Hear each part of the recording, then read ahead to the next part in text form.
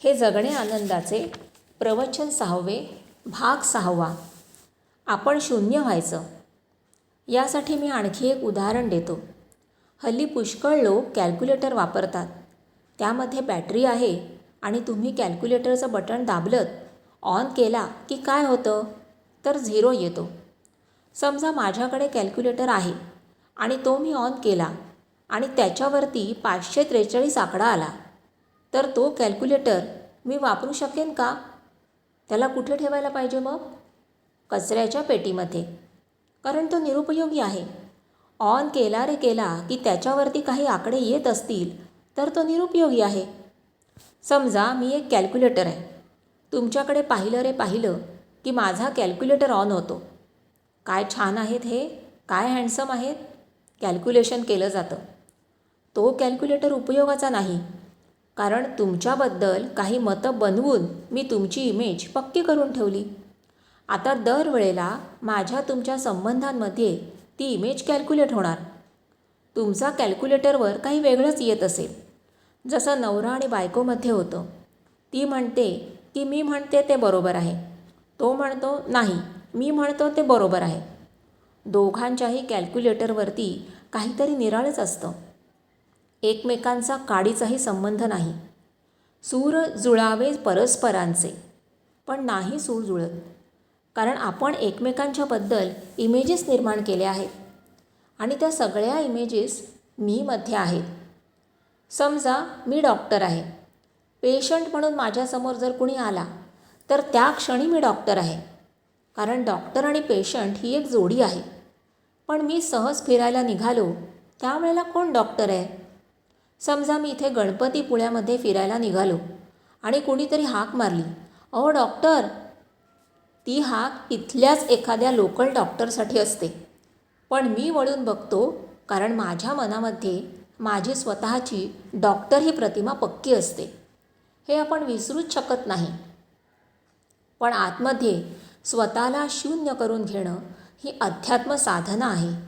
शून्य करून घेणं याचा अर्थ जीवनातून निवृत्त व्हायचं नाही. आपण आतमध्ये कायम 0 राहायचं. हे जे 0 आहे ना, यालाच आत्मतत्व म्हणतात, आत्मा म्हणतात. त्याचा जन्म झालेला नाही म्हणून त्याला मरण नाही. ते सदैव अविरत आहेच आहे म्हणून प्रसन्न आहे. आणि त्याचे काही दैवी गुण आहेत.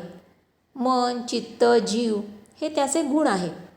काम, क्रोध, लोभ, मोह, मद, मत्सर हे जसे षड्रिपू आहेत, तसेच दया, क्षमा, शांती, प्रसन्नता, आर्जव, मार्दव हे आंतरिक गुण आहेत. त्याचा एकदा आतमध्ये झरा फुटला की आपल्या दैनंदिन जीवनामध्ये सगळं संबंध बदलून जातात. पण प्रत्येक मनुष्य हा परिपूर्ण, स्वाधीन परमात्म्याचा अंश आहे, परमात्म्याचं व्यक्त रूप आहे असं समजून तुम्ही त्याच्याशी नित्य नूतन असे संबंध ठेवता. आठवणीची आवश्यकता असेल तरच आठवणी काढा, नाहीतर अजिबात नाही. पण आज काय होतं आहे ते लक्षात घ्या. तुम्ही कुणाकडे पाहिलं तर काय दिसतं? लोकांचे केस आणि हेअरस्टाईल दिसते, अंगावरचे कपडे दिसतात, बेल्ट दिसतो, त्यांचे शूज दिसतात, घड्याळाचा पट्टा दिसतो, घड्याळ दिसतं, टाय दिसतो. आपण व्यक्तीकडे पाहतच नाही, आपण नुसतंच बाह्य आवरणाकडे पाहतो. आपण असं समजतो की शॉप विंडोमध्ये ठेवलेला जसा एक पुतळा असतो तशी माणसं आहेत. त्या आतल्या माणसाकडे आपण पाहतच नाही. जर तुमची दृष्टी थोडीशी बदललीत तर तुम्ही त्या आतल्या व्यक्तीकडे बघाल, निदान शरीराकडे बघाल. त्याच्याकडे बघितल्यानंतर हा रोगी दिसतोय, निरोगी दिसतोय, चेहरा उतरलेला दिसतोय, चेहऱ्यावरचं तेज गेलेलं दिसतंय, डोळे एकदम असे मलिन दिसत आहेत, असं काहीतरी त्याच्या आरोग्याबद्दल तुमच्या मनामध्ये येईल. कपडे असले घातले तसले घातले काय फरक पडणार आहे? याचा अर्थ कपडे नीटनेटके स्वच्छ घालू नयेत असं म्हणणं नाही, पण त्याला अतिमहत्त्व देण्याची आवश्यकता नाही. पण त्याच्याही आतमध्ये तुम्ही थोडं सरकलात तर त्याच्या आतमध्ये मनामध्ये काय चाललेलं आहे हे तुम्हाला ओळखता येईल.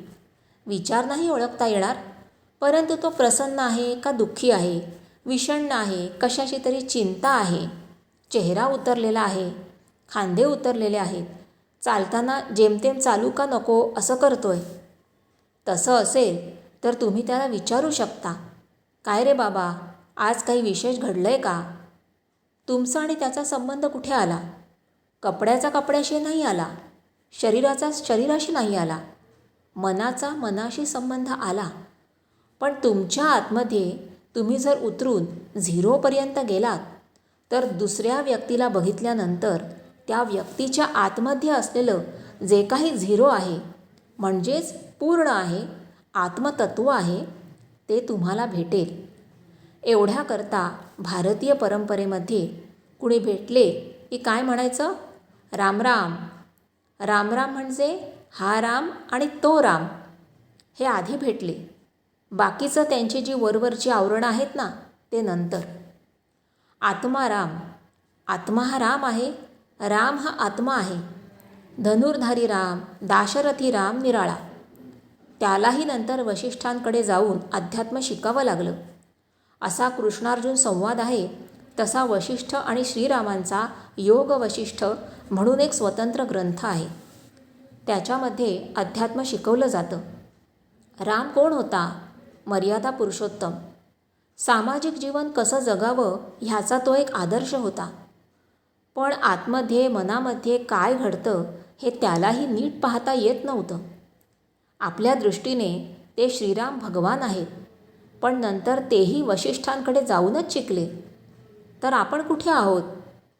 मी जर कपड्यांचा शौकीन असेल तर मला फक्त दुसऱ्यांचे कपडेच दिसतात. मी जर निरोगी होण्याच्या दृष्टीने सबळ असेल तर दुसऱ्यांचे शारीरिक आरोग्य मला दिसतं. जर स्वतःच्या आतमध्ये माझं बोलणं, चालणं, वागणं याकडे लक्ष असेल तर दुसऱ्यांच्या बोलण्यामधला वाकडेपणा, दुसऱ्यांच्या बोलण्यामधला चांगुलपणा लक्षात येतो. आणि मग लक्षात येतं, हा मनुष्य असं वाकडं बोलतोय, वाकडं करतोय, कारण तो त्याच्या मेंदूप्रमाणे काम करतोय. दोष काढण्याची आवश्यकता नाही. अध्यात्म दुसऱ्यांचे दोष काढायला शिकवत नाही. एक गोष्ट लक्षात ठेवा, अध्यात्म स्वतःचे दोष बघून ते काढायला, कमी करायला शिकवतं. दुसऱ्यांचे दोष शोधणं हा आपला म्हणजे साधकांचा उद्योगच नाही. काहे गुणदोष पाहू आणिकांचे, मज काय त्यांचे उणे असे. पाहू पाप पुण्ये काय आणिकांची, मजपाशी त्यांची पुरी साठवण. नष्ट दुष्टपण कवणाचे वाणू, मजपाशी आणू अधिक त्याचे. कुचरतो खोटा पाहू जाता डोळा, मी आहुनी आगळा कोण आहे. तुका म्हणे मी हे भांडवल पुरते, पंढरीनाथे तुवा अर्पी येले.